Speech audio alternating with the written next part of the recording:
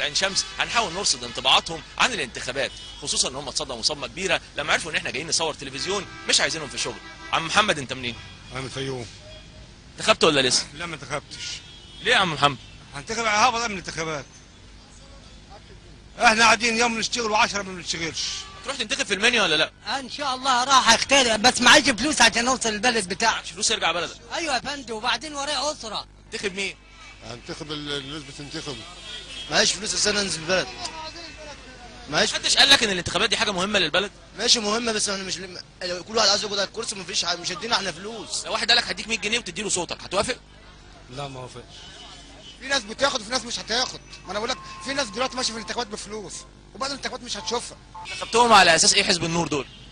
انتخبتهم وخلاص عشان حال البلد يمشي.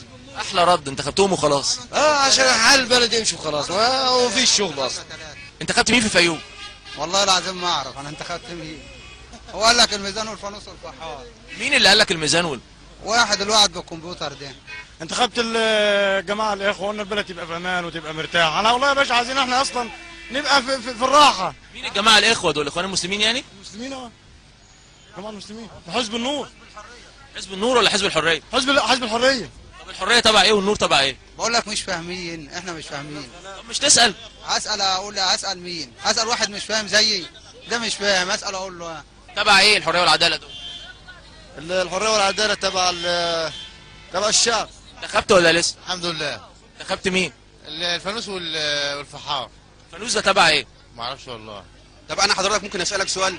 اتفضل. اخترت الناس دي النهارده وفي نفس التوقيت وفي نفس المكان وفي نفس الزمن اللي احنا فيه ده عشان تسجل معاهم، عشان دول الناس من المجتمع ومن حقهم ان هم يعبروا عن رايهم. وانت كنت فين قبل كده؟ ما شفتهمش قبل كده ليه؟ هم دول مش هيبقى ليهم صوت في الانتخابات وهيأثروا على نتيجه الانتخابات؟ اكيد لهم صوت طبعا واحنا بنحترم ارائهم حقنا نسمع وجهه نظرهم. بس ليه ما فكرتش ان انت تعمل معاهم حوار، تقول لهم مشاكلهم الاجتماعيه، تعمل لهم الظروف الفقر اللي هم عايشين فيها، مش هياكلوا ويشربوا، تقول لهم ان هو بيجي يوميه عشان ياخدوا 15 جنيه ولا احنا بمناسبه الانتخابات دلوقتي، احنا مش في اي مناسبه ثانيه.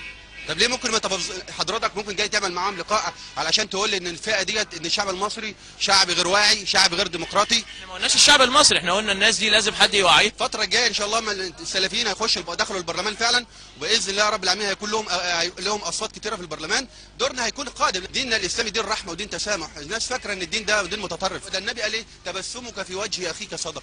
يعني انت انا ما اضحك في وشك. انت ما اتبسمتش في وشي ليه وانت جاي تسجل معايا؟ شفت الموقف بصراحه يعني. انت جاي مقفهر الوجه.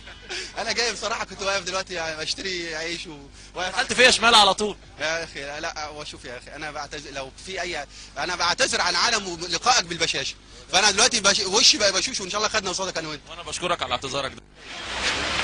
احنا بس حبينا نتعرف على راي بعض المهمشين في الانتخابات البرلمانيه، ويا ريت يكون التقرير ده فرصه ان احنا نبص للناس دول بوجهه نظر تانية، لان عندهم مشاكل كتير قوي وبتيجي في اخرها الانتخابات واختيار المرشحين. وليد رشاد، القاهره اليوم.